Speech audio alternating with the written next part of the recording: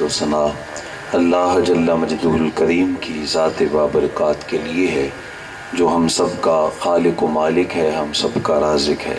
اللہ جل وعلا کی حمد و ثنا کے بعد حضور نبی اکرم شفیع امم رسول محتشم نبی مکرم ہم سب کے لجپال آقا احمد مجتبیٰ حضرت سیدنا محمد مصطفیٰ صلی اللہ تعالی علیہ وآلہ وسلم کی بارگاہ ناز میں ہدیہ درود و سلام عرض کرنے کے بعد انتہائی واجب الاحترام معزز محتشم ذی وقار برادران اسلام بالخصوص حضرت علامہ مولانا قبلہ سید شوکت صاحب، دیگر علماء کرام، احباب، السلام علیکم ورحمۃ اللہ وبرکاتہ۔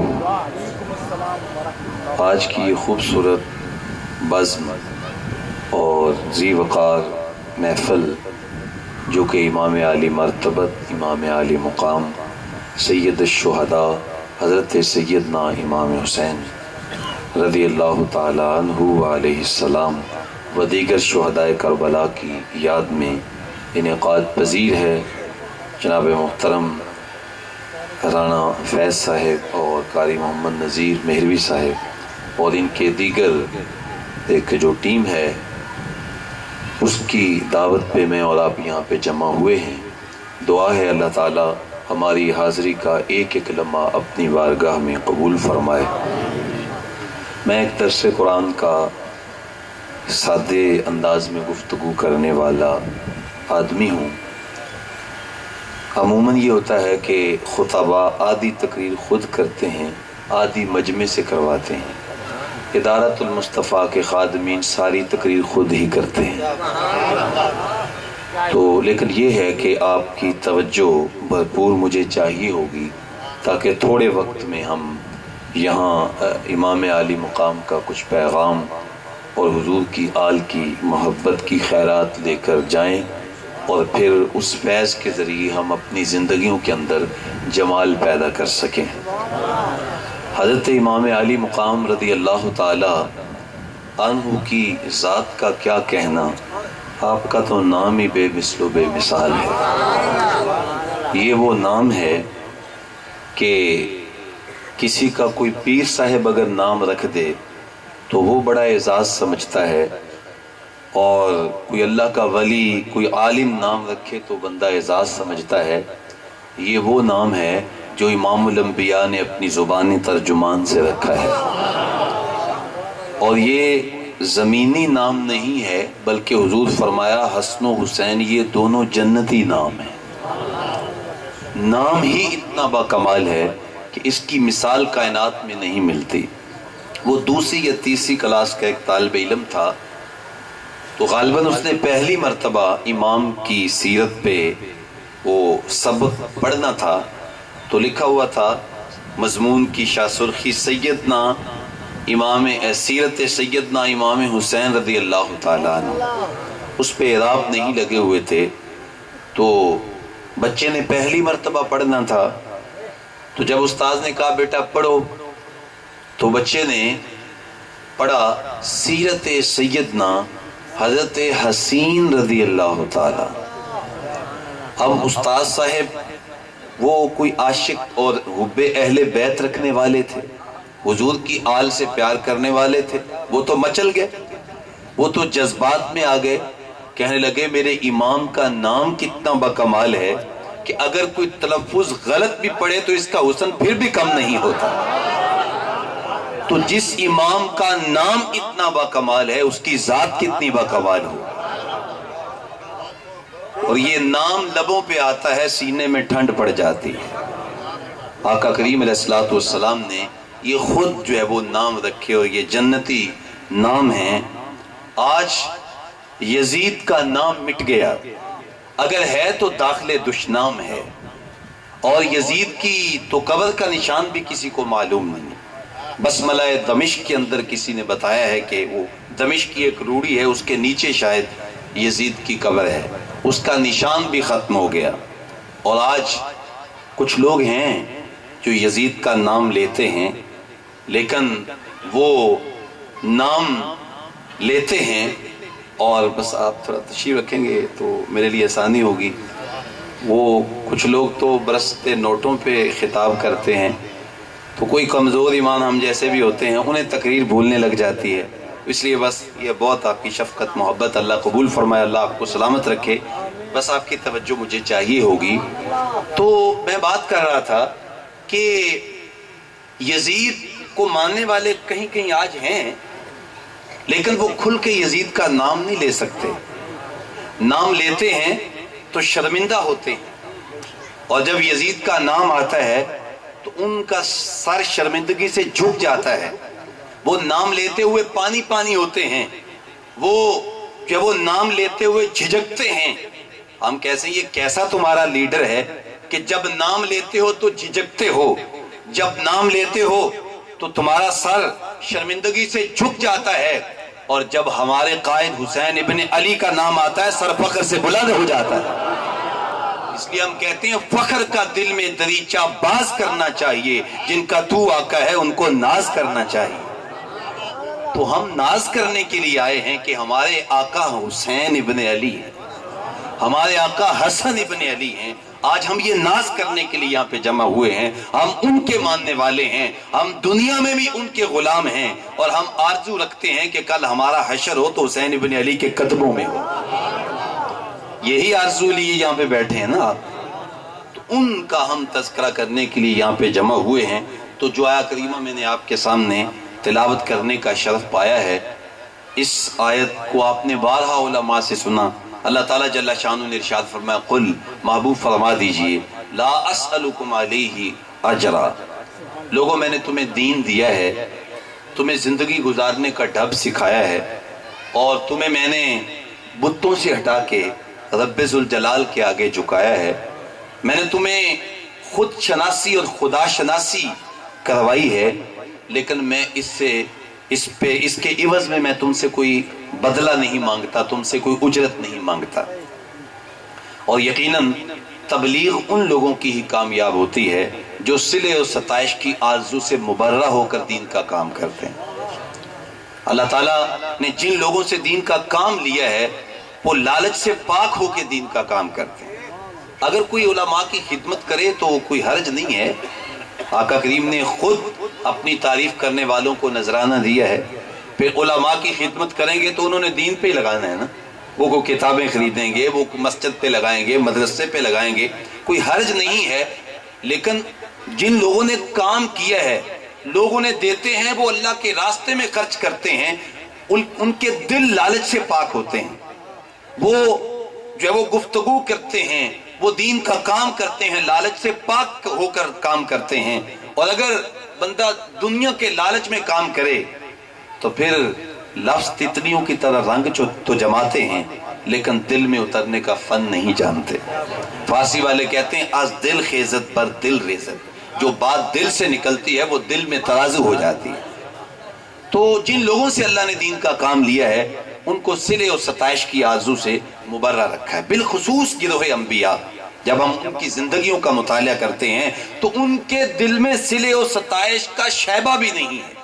قرآن کے دامن میں صرف ایک مثال کے طور پہ میں یہ واقعہ آپ کے سامنے رکھنا چاہتا ہوں تاکہ بات آپ کے لیے واضح ہو جائے۔ حضرت موسیٰ علیہ السلام کی پیدائش کا واقعہ موجود ہے کہ فرعون نے خواب دیکھا تو اس کی تعبیر بتائی گئی کہ تیری حکومت میں، تیرے سلطنت کے اندر ایک بچہ پیدا ہوگا بنی اسرائیل سے جو تیرے تخت و تاج کو الٹ کے رکھ دے گا۔ تکبر اور رونق میں بھرے ہوئے فرعون نے کہا میں وہ بچہ پیدا ہی نہیں ہونے دوں گا۔ چنانچہ اس نے ہزاروں بچے ان کی گردنوں پہ چھریاں پھیری، ہزاروں حمل گروائے اور ظلم و ستم کی انتہا کر دی۔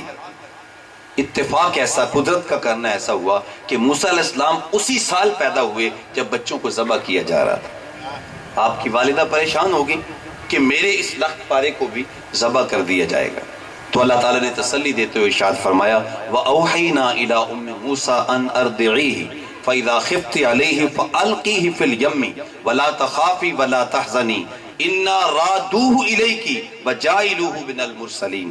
کہا میری بندی پریشان نہ ہو، تیرا کام ہے اس کو دودھ پلانا، اور جب تیرے دل میں خوف پیدا ہو، ڈر پیدا ہو، تو پھر تم نے اس بچے کو ایک صندوق میں ڈال کے دریائے نیل کی موجوں کے سپرد کر دینا ہے، پھر میری قدرتوں کا کمال دیکھنا میں کرتا کیا ہوں۔ چنانچہ ایسا ہی ہوا کہ ایک صندوق تیار کیا گیا اور اس کے بالائی حصے میں سوراخ رکھے گئے تاکہ ہوا اور روشنی آئے۔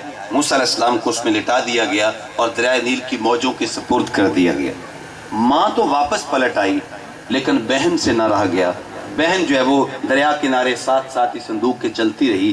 جب صندوق ڈوبتا تو بہن کا دل بھی ڈوب جاتا، اور جب صندوق تیر کے سطح آب پہ آتا تو بہن کے دکھی دل کو قرار مل جاتا۔ خدا کا کرنا ایسا ہوا کہ پانی کا بہاؤ اس صندوق کو سمت لے گیا جس سمت فرعون کے محلات تھے۔ فرعون اپنی بیوی کے ساتھ گزرتے ہوئے پانی کے منظر سے لطف اندوز ہو رہا تھا۔ شام کا وقت تھا کہ پانی کے دوش پہ آتا ہوا صندوق دکھائی دیا۔ تجسس پیدا ہوا، غوطہ خوروں کو بھیجا، وہ گئے صندوق لے آئے۔ جب کھولا صندوق تو ان کی حیرت کی انتہا نہ رہی کہ چاند سے زیادہ خوبصورت بچہ مسکرا رہا ہے۔ تو جب یہ دیکھا تو فرعون کی بیوی حضرت آسیہ، ابھی ایمان نہیں ہے، وہ بھی موجود ہیں۔ اس نے جب بچے کے ماتھے کی چمک دیکھی نا تو اس نے کہا قرۃ عین لی ولک، اے فرعون یہ بچہ تو میری آنکھوں کی ٹھنڈک ہے۔ علماء نے لکھا ہے کہ نبی سے کیا گیا تھوڑا سا پیار بھی کبھی ضائع نہیں جاتا۔ جب اس نے کہا نا کہ بچہ میری آنکھوں کی ٹھنڈک ہے، حضور کی حدیث صحیح ہے، نبی کے اس پیار کی وجہ سے اللہ نے حضرت آسیہ کے سینے کو ایمان کا نور عطا کر دیا۔ اور بلکہ اگلی بات اس سے بھی بڑی خوبصورت ہے۔ آقا کریم ارشاد فرماتے ہیں اگر فرعون کہہ دیتا کہ یہ میری بھی آنکھوں کی ٹھنڈک ہے تو اللہ اس کے ظلم کو نہ دیکھتا، اللہ اس کے جبر کو نہ دیکھتا، اپنے نبی کی گئی محبت کو دیکھ کے فرعون کا سینہ بھی ایمان سے روشن کر دیتا۔ لیکن اس کا مقدر کہ وہ یہ نہ کہہ سکا۔ لیکن آسیہ نے کہا قرۃ عین لی، یہ میری آنکھوں کی ٹھنڈک ہے۔ اب رک کے ایک جملہ یہاں پہ کہنا چاہوں گا۔ حضرت موسیٰ علیہ السلام کو حضرت آسیہ کہے کہ یہ میری آنکھوں کی ٹھنڈک ہے تو اس کا سینہ ایمان سے روشن ہو جائے۔ آج کا ایک عاشق صادق، ایک مومن حضور کے نام کو چوم کے اپنی آنکھوں پہ لگائے اور کہے قرۃ عینی بک یا رسول اللہ، آقا آپ میری آنکھوں کی ٹھنڈک ہو، حضور سے یہ پیار کا اظہار کرے، تو پھر اس کے سینے کو ایمان کا کتنا لطف نصیب ہوگا، اس کو کتنی جو وہ لذت نصیب ہوگی ایمان کی جب وہ اپنے آقا کا نام چوم کے حضور کو آنکھوں کی ٹھنڈک قرار دیتا ہے۔ تو خیر طے پا گیا کہ اس بچے کو فرعون کا بیٹا بنا لیا جائے۔ اب مسئلہ بن گیا دودھ کا۔ موسیٰ علیہ السلام کے سامنے جس خاتون کو لایا جاتا ہے وہ دودھ پلانا چاہتی، لیکن آپ جو ہے وہ نہیں پیتے، چونکہ قرآن کہہ دیا وَحَرَّمْنَا عَلَيْهِ الْمَرَاضِعَ مِن قَبْلُ، ہم نے سارے دودھ ان پہ حرام قرار دے دیے تھے۔ اللہ اکبر، بڑی پریشانی بن گئی۔ اتنے میں حضرت موسیٰ علیہ السلام کی بہن بھی چلتی چلتی وہاں پہ پہنچ گئی۔ کہا اگر مجھے اجازت دو تو ایک دائی میرے ذہن میں بھی ہے، بلا نہ لا۔ تو کہنے لگے دیر کیوں کرتی ہے، جلدی لے کے آؤ۔ یہ گئیں اپنی ماں کو ہی بلا لائیں۔ جب موسیٰ علیہ السلام کی والدہ نے اٹھایا تو آپ نے دودھ پی لیا اپنی والدہ کا۔ اللہ نے فرمایا تھا اِنَّا رَادُوهُ إِلَيْكِ، میری بندی اس کو دریا میں ڈال کے پریشان نہ ہونا، میرے رب کا وعدہ ہے میں تجھے واپس لوٹا دوں گا۔ اب طے ہو گیا کہ یہ خاتون ہی اس بچے کو دودھ پلائے گی، اس کا گھر بھی قریب کر دیا گیا کہ آپ یہیں پہ رہیں گی۔ فرعون نے کہا تھا میں وہ بچہ پیدا نہیں ہونے دوں گا، اللہ نے ارشاد فرمایا اگر تیرے گھر میں پال کے نہ دکھاؤں تو مجھے رب نہ کہہ۔ اب سوال یہ ہے کہ موسیٰ علیہ السلام نے اگر اپنی والدہ کے علاوہ کسی خاتون کا دودھ نہیں پیا تو ہمارے آقا و مولا حضور نبی رحمت صلی اللہ علیہ وسلم نے حضرت سیدہ حلیمہ سعدیہ کا دودھ پھر کیوں پیا، یا حضرت سویبہ کا پیا ہے اور دیگر خواتین کا دودھ پیا ہے؟ تو اگر یہ اچھا نہیں ہے تو پھر حضور تو امام الانبیاء ہے، آپ نے کیوں پیا؟ تو اس کا جواب بالکل واضح ہے کہ کسی خاتون کے دودھ پینے میں کوئی حرج نہیں ہے۔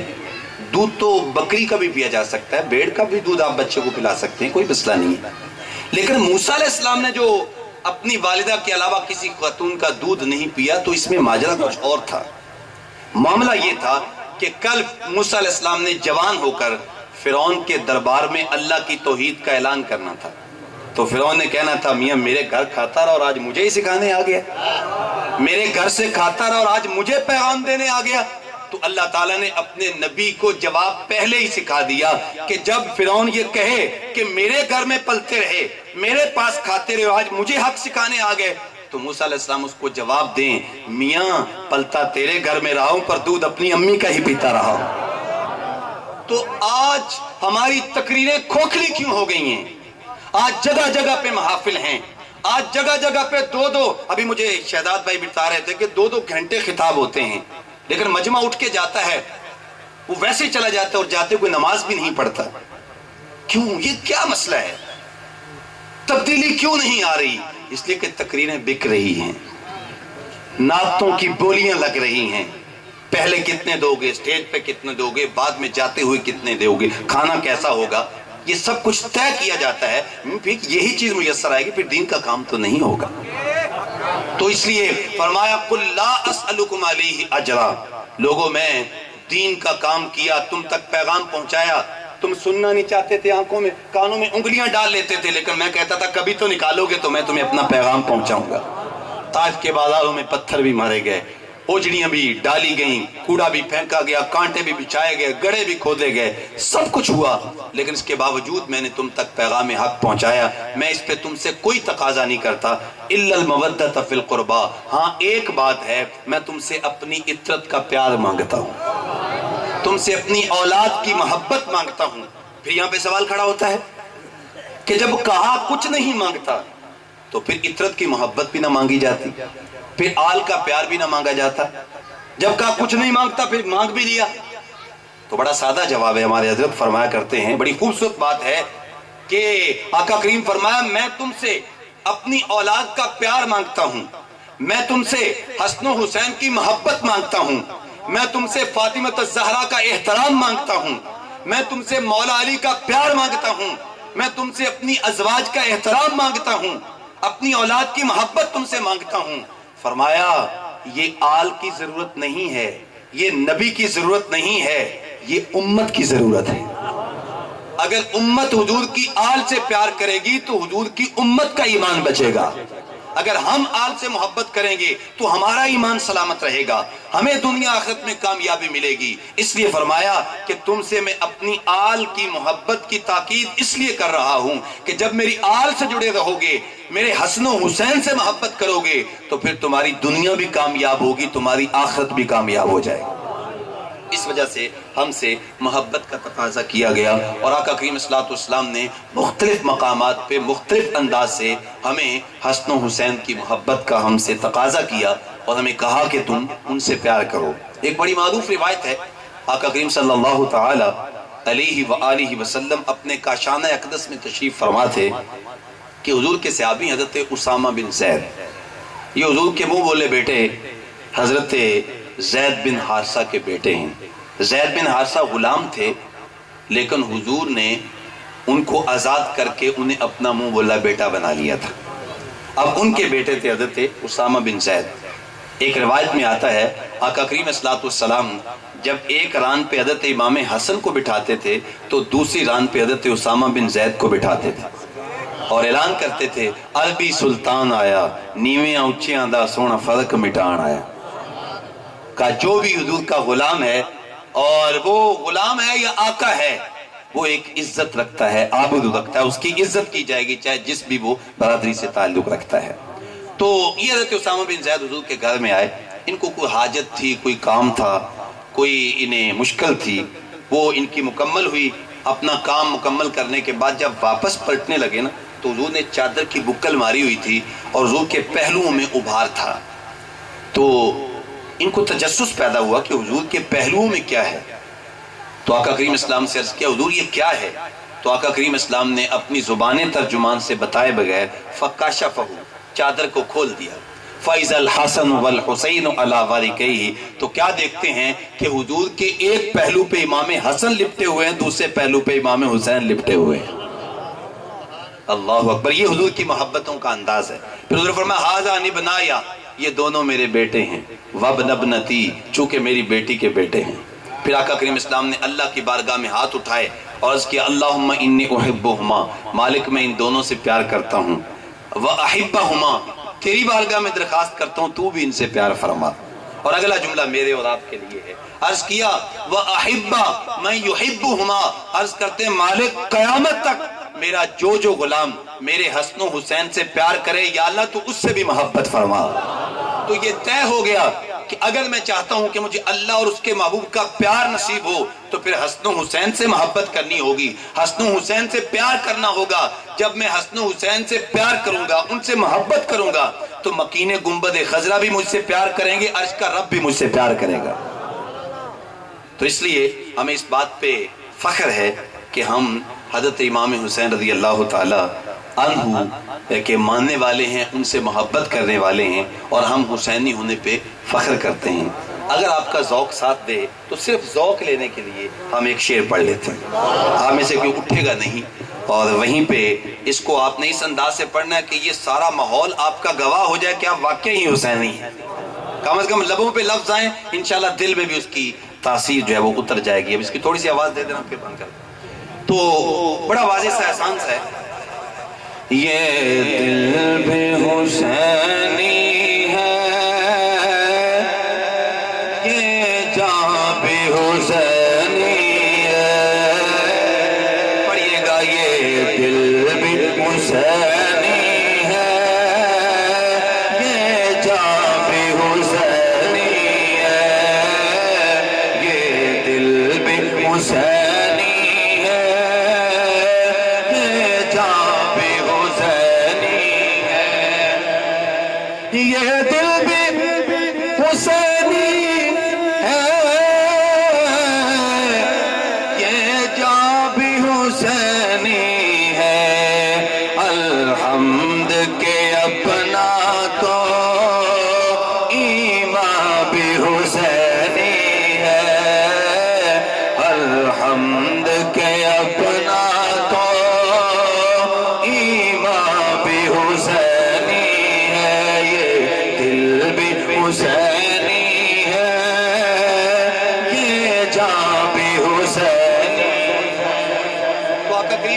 السلام نے اپنی زبان ترجمان سے کہا میرے حسن سے بھی پیار کرو، میرے حسین سے بھی پیار کرو. ایک اور خوبصورت روایت سن لیجئے. آقا کریم فرمایا اللہ سے پیار کرو، اللہ تمہیں نعمتیں دیتا ہے، اور فرمایا مجھ محمد سے پیار کرو، میں تمہارے رب کا بھی محبوب ہوں. اور فرمایا میری آل سے پیار کرو، میری عطرت سے پیار کرو کہ وہ مجھ محمد کی آل ہے، میری نسبت سے ان کو پیار کرو. یار ہم تو وہ ہیں، ہم تو مدینے کی مٹی کا بھی احترام کرتے ہیں. اعلیٰ حضرت نے ہمیں یہی سکھایا، حرم کی زمین اور قدم رکھ کے چلنا.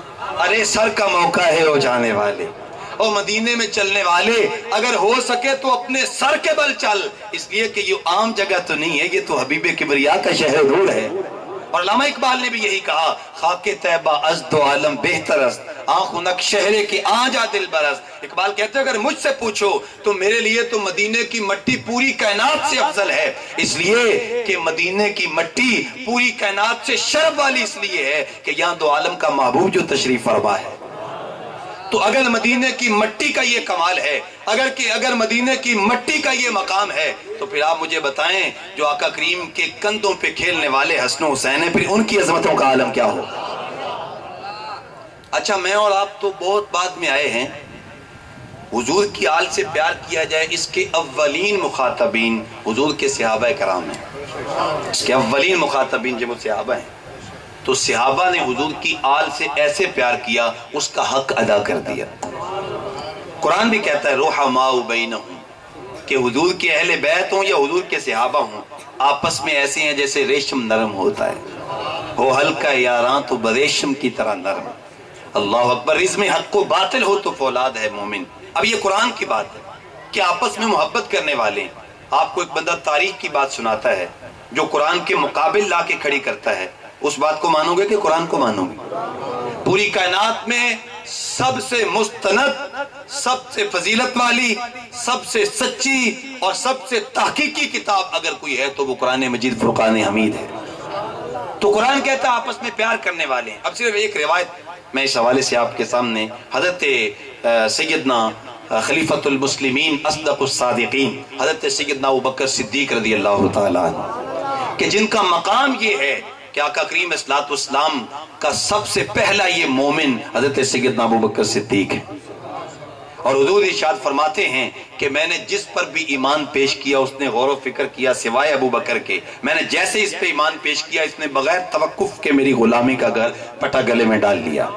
اور حضرت سیدنا ابو بکر صدیق وہ ہیں کہ فرمایا حضور نے کہ جتنا مجھے ابو بکر کے مال نے نفع دیا ہے اتنا کسی کے مال نے نفع نہیں دیا، اور فرمایا جس نے بھی مجھ پہ احسان کیا میں نے اس کا بدلہ اس کو چکا دیا سوائے ابو بکر کے، کہ ابو بکر کے احسانات کا بدلہ کل قیامت کے دن خود رب ذوالجلال عطا فرمائے گا۔ سیدنا ابو بکر صدیق وہ ہیں کہ آقا کریم صلی اللہ علیہ وسلم نے اپنی موجودگی میں انہیں اپنے مصلی پہ کھڑا کیا اور 17 نمازیں انہوں نے صحابہ کو حضور کی موجودگی میں پڑھائیں۔ سیدنا ابو بکر صدیق وہ ہیں آقا کریم صلی اللہ علیہ وسلم ایک دن مسجد نبوی میں تشریف لائے، ایک ہاتھ میں حضرت سیدنا ابو بکر صدیق کا ہاتھ ہے، دوسرے ہاتھ میں عمر فاروق کا ہاتھ ہے، حضور باہوں میں باہیں ڈال کے ٹہلتے ہوئے مسجد میں آئے، فرمایا کذالک نبعث یوم القیامہ، فرمایا جب قیامت کا دن ہوگا تو اسی طرح ہم تینوں ہاتھوں میں ہاتھ ڈال کے اکٹھے اٹھیں گے اور جنت میں داخل ہوں۔ نعرہ تکبیر، نعرہ رسالت، نعرہ خلافت، نعرہ حیدری، علامہ مفتی محمد لیاقت امین صاحب۔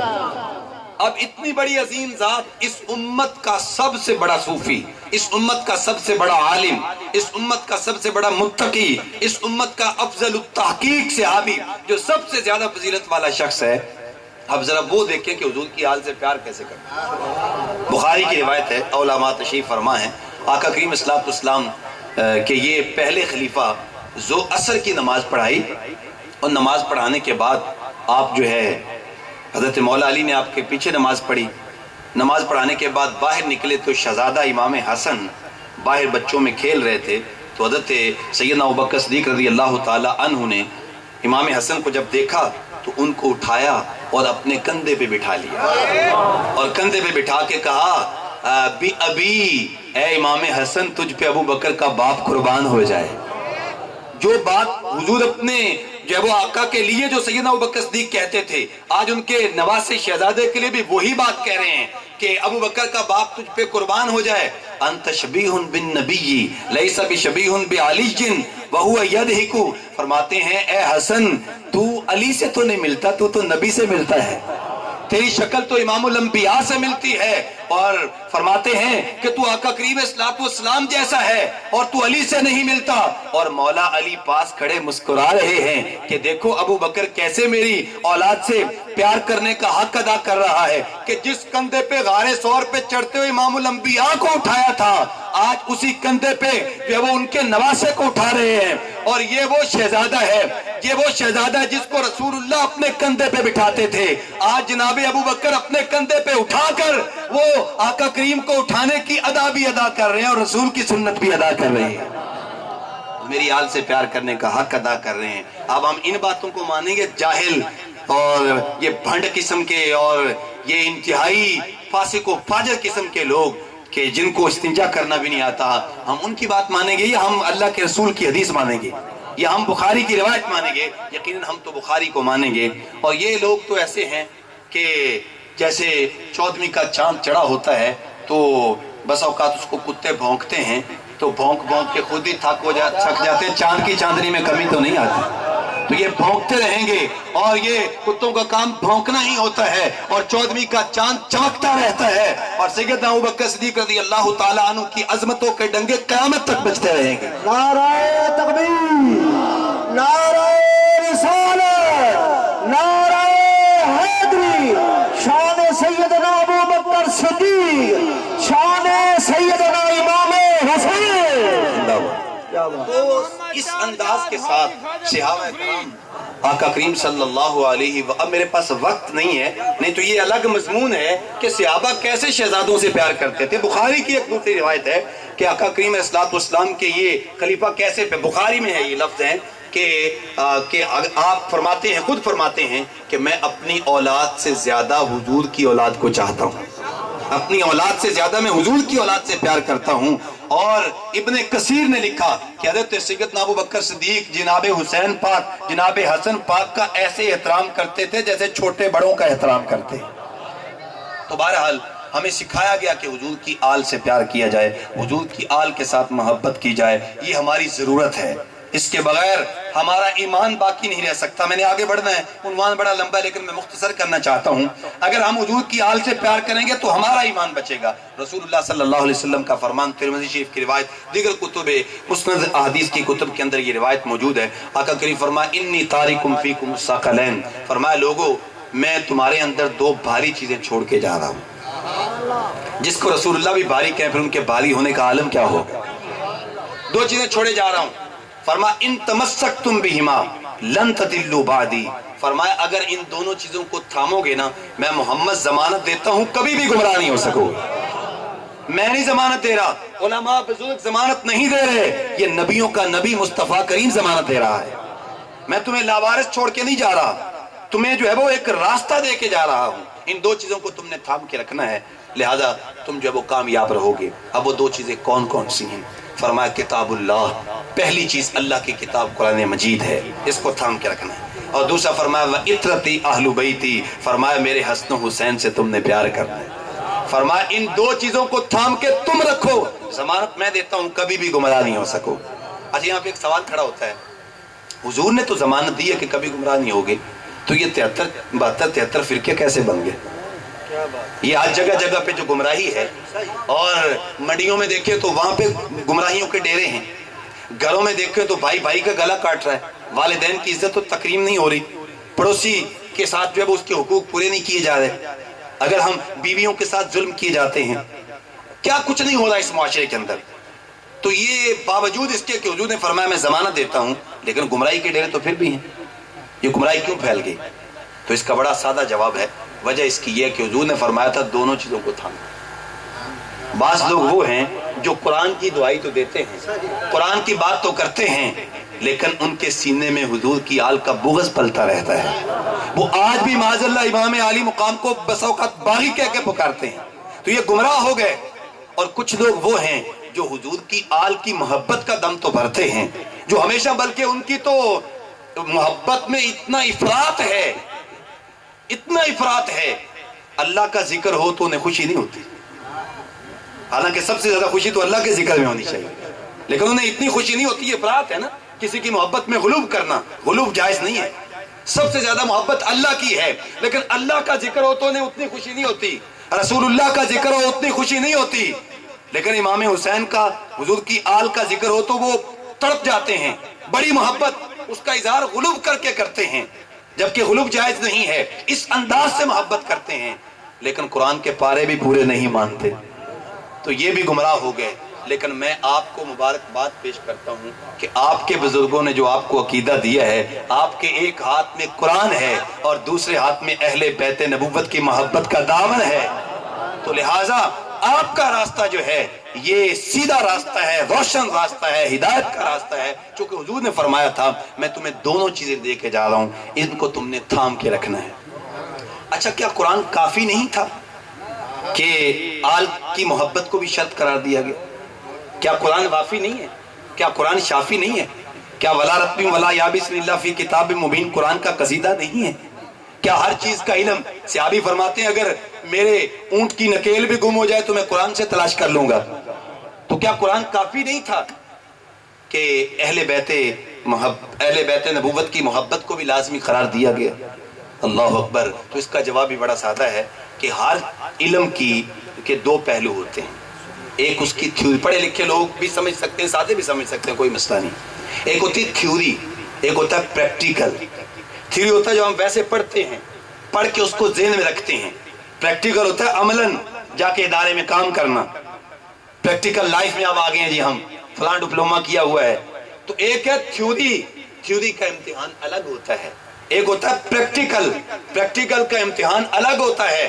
اگر کسی کی تھیوری کامیاب نہ ہو وہ بھی ناکام، اگر کسی کا پریکٹیکل کامیاب نہ ہو وہ بھی ناکام. تو فرمایا اسلام کی بھی دونوں چیزیں ہیں، اسلام کی تھیوری بھی ہے، اسلام کا پریکٹیکل بھی ہے.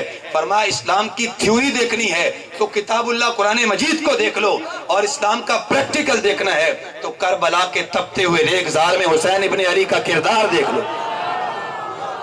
یہ اسلام کا پریکٹیکل ہے. آپ نے پریکٹیکل کر کے بتا دیا کہ یہ ہے وہ اسلام جس پہ میں عمل کر کے تمہیں دکھا رہا ہوں. اور پھر جس انداز کے ساتھ آپ نے پامردی کا مظاہرہ کیا، جس انداز کے ساتھ واقعہ کربلا کے اندر ہمیں جو کچھ دیا گیا، اللہ اکبر، ہم اس کو دیکھ کر، پڑھ کر، سمجھ کر اپنی زندگی کو جمال دے سکتے ہیں، اپنی زندگی کو خوبصورتی دے سکتے ہیں۔ ایک ہے کہ واقعہ کو بیان کیا جائے کہ کہاں سے نکلے، وہاں ٹھہرے، وہاں ٹھہرے، وہاں ٹھہرے، اس میں بھی کوئی حرج نہیں ہے، لیکن اصل بات یہ ہے کہ ہم یہ سمجھیں کہ امام نے یہ قربانی دی کیوں، اس قربانی دینے کا مقصد کیا تھا، اس قربانی دینے کے اندر مقاصد کیا تھے۔ یار یہ وہ شہزادہ ہے کہ حضرت عبداللہ بن شداد فرماتے ہیں کہ میں نے دیکھا کہ رسول اللہ صلی اللہ علیہ وسلم سجدے میں ہیں، سجدہ اتنا لمبا ہو گیا کہ ہم نے کہا یا تو وحی نازل ہو رہی ہے یا پھر یہ ہے کہ حضور کی روح مبارک اللہ کی بارگاہ میں پرواز کر گئی، اتنا لمبا سجدہ ہو گیا۔ لیکن جب میں نے نظر اٹھا کے دیکھا تو حضور کی پشت پہ امام حسین تشریف فرما ہے۔ ارے ان کی عظمت کا کوئی ترازو ہے جو تول سکے ان عظمتوں کو؟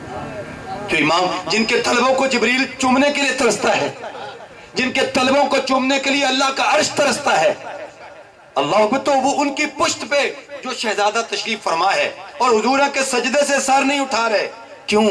کہ کہیں حسین گر نہ جائے، کہیں حسین کو تکلیف نہ ہو، کیونکہ جانتے تھے اس بیچارے نے بڑی تکلیفیں برداشت کرنی ہیں، اس کو تھوڑے دکھ آنے ہیں، اس کو تھوڑی مشکلات آنی ہیں، تو حضور پشت سے ان کو گرنے نہیں دے رہے، سجدہ لمبا کر رہے ہیں، لیکن امام عالی مقام زبان حال سے کہہ رہے ہیں نانا آج مجھے گرنے نہیں نہ دے رہے، تو جب آپ کے دین پہ مشکل وقت آئے گا تو حسین اپنا سر دے کے آپ کے دین کو گرنے نہیں دے گا۔ لا الہ پڑھنے والوں لا الہ سے پوچھ لو، لا الہ تو بچ گیا، گھر لٹ گیا شبیر کا۔ آج اگر محراب و منبر باقی ہیں، آج اگر دین اپنی اصلی حالت میں باقی ہے تو یہ حسین ابن علی کی قربانیوں کا صدقہ ہے۔ آج کوئی دین اپنی اصلی حالت میں باقی نہیں ہے۔ موسیٰ علیہ السلام کو ماننے والے آج ہیں لیکن ان کی اصل صورت مٹ چکی ہے۔ عیسیٰ علیہ السلام کو ماننے والے عیسائی آج بھی ہیں لیکن عیسائیت کی اصل حقیقت مٹ چکی ہے۔ لیکن اسلام اپنی اصلی صورت میں کیوں موجود ہے؟ اس میں عطرت پیغمبر کا خون ہے اس کی بنیادوں، اس لیے یہ موقع تو امام عالی مقام رضی اللہ تعالیٰ عنہ سے ہم بہت کچھ سیکھ سکتے ہیں، واقعہ کربلا سے صبر سیکھ سکتے ہیں، صبر کی ایسی داستان رقم کی کہ کائنات میں ایسی کوئی داستان رقم نہیں کر سکتا۔ صبر کا کیا معنی؟ صبر کس چیز کو کہتے ہیں؟ مصیبت آنے پہ واہ ویلا نہ کرنا، گریبان نہ پھاڑنا، تمانچے نہ مارنا، اور اعضاء کے اندر ایسا اضطراب جو کہ شریعت میں جائز نہیں ہے وہ نہ کرنا، یہ صبر ہے۔ صبر کے بڑے مفاہیم ہیں لیکن صبر کا ایک مفہوم جو میں آپ کے سامنے پیغام کے طور پہ رکھنا چاہتا ہوں وہ یہ ہے کہ کہتے ہیں صابر وہ ہوتا ہے کہ جس کے معمول عبادت میں تبدیلی نہ آئے، مصیبت آئے لیکن اس کے معمول عبادت میں فرق نہ آئے۔ گھر میں میت پڑی ہے، جوان بیٹا فوت ہوا ہے اور رات کو فوتگی ہوئی تھی، دن کو تدفین ہونی ہے، اس بندے کی جو ہے وہ عادت تھی کہ یہ فجر کی نماز جماعت کے ساتھ پڑھتا تھا۔ جوان میت گھر میں پڑی ہے، صدمہ بڑا ہے، لیکن آج بھی اس نے فجر کی نماز پہلی رکعت جو ہے وہ جماعت کے ساتھ پہلی صف میں پڑھی ہے۔ آپ کہیں گے یار بندہ بڑا صابر ہے کہ اتنا بڑا صدمہ آیا ہے لیکن اس نے نماز قضا نہیں ہونے دی۔ اور قرآن مجید کی تلاوت کا معمول تھا فجر کی نماز کے بعد، تو اس نے کہا کہ ابھی چونکہ تدفین میں دیر ہے تو چلو نماز ادا کرنے کے بعد اس نے آج قرآن پاک کی تلاوت بھی نہیں چھوڑی۔ آپ کہیں گے یار بندہ بڑا صابر ہے، اتنا بڑا صدمہ تھا، اتنی بڑی مشکل تھی، لیکن اس کے باوجود اس نے نہ نماز قضا ہونے دی ہے نہ قرآن کی تلاوت قضا ہونے دی۔ تو صابر وہ ہوتا ہے جس کے معمول عبادت میں فرق نہ آئے۔ تو اگر اس معنی کے لحاظ سے اگر ہم امام حسین کو دیکھیں تو 71 لاشیں کندھوں پہ اٹھا کر میدان سے خیموں تک لاتے ہیں، خیموں میں آگ لگی ہوئی ہے، خواتین رو رہی ہیں، اور امام عالی مقام رضی اللہ تعالی عنہ کا اپنا جسم زخموں سے چور ہے، اور جب گھوڑے پہ سوار ہوتے ہیں نا تو اللہ اکبر، انداز کیا ہے، جس ڈھب سے کوئی مقتل میں گیا وہ شان سلامت رہتی ہے۔ جب گھوڑے پہ سوار ہوتے ہیں امام تو اشقیاء کی صفوں میں کھلبلی مچ جاتی ہے. آواز آ رہی تھی یہ کون ذی وقار ہے, بلا کا شاہ سوار ہے, لباس ہے پھٹا ہوا, تمام جسم نازنین چھدا ہوا کٹا ہوا, پھر بھی ہے ڈٹا ہوا, یہ نبی کا نور عین ہے, یہ بالیقین حسین. پھر اشقیاء کی صفوں میں کھلبلی مچائی, ان کو کاٹا, اور امام کو تیر لگے, نیزوں کے زخم لگے, تلواروں کے زخم لگے. محتاط روایات کے مطابق جب بعد میں امام کا پیراہن اتارا گیا تو 113 سوراخ تھے تیروں کے, اور 33 گھاؤ تھے نیزوں کے, اور 34 زخم تھے تلواروں کے, اور کچھ نیزوں کی انیاں امام کے جسم میں پیوست ہو گئی تھیں. تو جب گھوڑے سے فرش زمین پہ آتے ہیں تو صابر وہ ہے جس کے معمول عبادت قضا نہ ہو. تو اس حوالے سے امام عالی مقام کو دیکھیں کہ جب گھوڑے کی زین سے فرش زمین پہ آتے ہیں, صابر ایسا ہے عبادت کا وقت ہو گیا, سجدہ قضا نہیں ہونے دیا, اور سر سجدے میں رکھ دیا. اور لفظ کیا ہیں, اللہم ردم بقضائی کا و صبرن علی بلائی کا و تسلیما لامری کا. مالک دیکھ تیرے نبی کا سارا خاندان کٹ چکا ہے, اور خیموں کو آگ لگی ہوئی ہے, سکینہ رو رہی ہے, میرے لخت لخت سے خون بہ رہا ہے, اور میرے جسم کے اوپر اتنے زخم ہیں بالوں کے انداز کے ساتھ, لیکن مالک سب کچھ کٹا کے سب کچھ لٹا کے تیرا حسین تجھ پہ راضی ہے. اب تو بھی بتانا حسین پہ راضی ہوا ہے کہ نہیں. تو آواز آ رہی تھی اس پیاسے پر علی شیر خدا کو ناز ہے, اس نواسے پر محمد مصطفیٰ کو ناز ہے. سجدے تو اوروں نے بھی کیے پر اس کا عجب انداز ہے, اس نے وہ سجدہ کیا جس پہ خدا کو ناز ہے. اور پھر سجدہ کیا تو دست قاتل نے سر انور کو تن انور سے جدا کر دیا, اور سر نیزے کی نوک پہ چڑھا کے بلند کر دیا گیا. یزیدی جو وہ جشن منا رہے ہیں کہ دیکھو ہم نے امام کا سر کاٹ کے ہم فاتح ہو گئے, ہم نے فتح کر لیا, ہم نے جو ہے وہ امام عالی مقام رضی اللہ تعالیٰ عنہ کو شکست دے دی ہے. تو یزیدی لشکر سے کو بولا, اس نے کہا یار یہ امام کیسا ہے کہ اس کا سر کٹ کے بھی سر بلند ہے, اس کی سر بلندی اب بھی نہیں گئی, یہ کٹا ہوا سر بھی سر بلند ہے. اور پھر کٹی ہوئی گردن کا رخ آسمان کی طرف, اور پیشانی کا رخ جو ہے وہ زمین کی طرف. تو کسی نے تخیل باندھا بآنکھ سر نیزے پہ اور سوئے زمین ہے روح, یعنی سجدہ ثانی کی ہے آرزو. رکعت کے 2 سجدے ہوتے ہیں, ایک سجدہ ہوا تھا کہ دست قاتل نے سر انور کو تن انور سے جدا کر دیا, اب امام کا سر نیزے کی نوک پہ چڑھ کے دوسرے سجدے کی آرزو میں مچل رہا ہے. اور پھر لوگوں نے جب کان لگا کے دیکھا کہ لب ہل رہے ہیں تو دیکھا لبوں پہ قرآن کی تلاوت جاری ہے. تو صابر ایسا ہے کہ نہ نماز قضا ہوئی ہے نہ قرآن کی تلاوت قضا ہوئی ہے.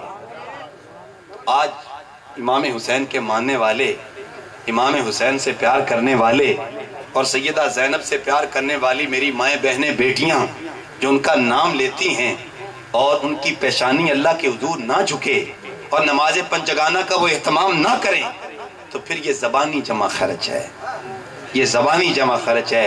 اور کسی نے بڑی بات کہی تھی, اس نے کہا تھا کہ ہم زندگی یزید جیسی گزارنا چاہتے ہیں اور اپنا حشر حسین کے ساتھ کرنا چاہتے ہیں. میاں ایسے تو نہیں نہ ہوتا, جس جیسی زندگی گزارو گے حشر بھی اسی کے ساتھ ہوگا. نماز پڑھنا حسین کا کام ہے اور نماز نہ پڑھنا یزید کا کام ہے, اور جو ہے وہ شراب کی مخالفت کرنا حسین کا کام ہے, شراب پینا یزید کا کام ہے. جوئے کی مخالفت میں کھڑے ہونا حسین کا کام ہے اور جوا کھیلنا یزید کا کام ہے. سود کے خلاف کھڑے ہونا حسین کا کام ہے اور سود کے پیچھے لگنا یہ یزید کا کام ہے. تو اگر ہم سود سے بھی نہیں بچتے, شراب سے بھی نہیں بچتے, اگر ہم جوئے سے بھی نہیں بچتے, اگر ہم حرام کھانے سے نہیں بچتے, تو یہ سارے کام تو یزید نے کیے ہیں. تو اگر کل امام حسین نے پوچھ لیا کہ میاں جو میں نے فکر دی تھی جس کے لیے سارا خاندان قربان کیا تھا, تو کیا تم نے اس دین کے لیے کچھ کیا ہے کہ نہیں کیا, تو میں اپنا آخری یہ جملہ آپ کے سامنے رکھ کے میں آپ سے گزارش کروں گا کہ صبح سے لے کر شام تک دنیا ہی دنیا ہے, اور جو ہے وہ ہم بینک بیلنس ہی بڑھا رہے ہیں, اور ہمارا یہی چکر ہے کہ 2 اور 2 4 اور پھر ہم ہزاروں سے لاکھوں میں آگے جانا چاہتے ہیں. لیکن کیا ہم صبح سے لے کر شام تک رسول اللہ کے دین کے لیے بھی کچھ کرتے ہیں؟ تو کہ دیکھیے امام عالی مقام رضی اللہ تعالی عنہ سے قیمتی خاندان کسی کا خاندان نہیں ہے، امام عالی مقام سے قیمتی خون کسی کا خون نہیں ہے، امام عالی مقام رضی اللہ تعالیٰ عنہ کی ذات سے قیمتی ذات کوئی ذات نہیں ہے، کیونکہ آپ نے خود فرمایا تھا اس وقت کہ کائنات پہ کسی نبی کا نواسہ موجود نہیں ہے سوائے میرے، میں ایک ہوں، لیکن اس کے باوجود آپ نے اپنا خون، اپنے بچوں کا خون، اپنے جوانوں کا، اپنے غلاموں کا، اپنے خاندان کا خون، اون و محمد، قاسم، حضرت عباس اور شہزادہ علی اکبر، شہزادہ علی اصغر، یہ پھولوں سے زیادہ نازک بدن ان کا، اور ان کی شہزادگی جیسی کسی کی شہزادگی نہیں ہے، لیکن اس کے باوجود آپ نے ان کا خون کربلا کے تپتے ریگزار میں کیوں بہایا گیا؟ تو امام نے ہمیں یہ فکر دی کہ لوگوں، میرا خون پوری کائنات سے قیمتی ہے، میرا خاندان پوری کائنات سے قیمتی خاندان ہے، اور میری ذات اس وقت کائنات میں تمام ذاتوں سے افضل ہے، میرا خون سب سے زیادہ قیمتی ہے، لیکن یاد رکھو میرے نانے کا دین میرے خون سے بھی قیمتی ہے، تو میں اپنے نانے کے دین کو بچانے کے لیے یہ قربانی دے رہا ہوں، جس دین کی خاطر حسین نے اپنا سارا خاندان قربان کر دیا۔ آج میرے پاس وقت ہی نہیں ہے کہ میں اس دین کا ایک فرض ہی پورا کر لوں، نماز پوری کر لوں، اگر اللہ نے مال دیا تو زکوٰۃ ہی دے دوں۔ مجھے جس امام نے سچ کا ساتھ دینے کے لیے اتنا کچھ کیا، میں اتنا بھی نہیں کر سکتا کہ جب بولوں تو سچ بولوں، جب وہ بولوں تو غیبت نہ کروں؟ تو آئیے حضرت امام عالی مقام رضی اللہ تعالی عنہ کا ماشاءاللہ آپ نے بڑے محبت سے، بڑے پیار سے، میری سادی سی باتیں تھیں، ان میں کوئی جو ہے وہ جوش و جذبہ نہیں تھا، آپ نے سنی ہیں، لیکن میں اپنے لیے اور آپ سب کے لیے اللہ کی بارگاہ میں دعا گو ہوں گا کہ اللہ تعالیٰ ان ٹوٹی پھوٹی باتوں کے اندر تاثیر ڈال کے ہم سب کو توفیق عمل نصیب فرمائے۔ اے حسین ابن علی تم پر سلام، اے نازش آل نبی تم پر سلام، تم پہ لاکھوں رحمتیں، لاکھوں سلام، اے شہیدان محبت کے امام، فخر کا دل میں دریچہ باز کرنا چاہیے، جن کا تو آقا ہے ان کو ناز کرنا چاہیے۔ وآخر دعوانا الحمدللہ رب العالمین۔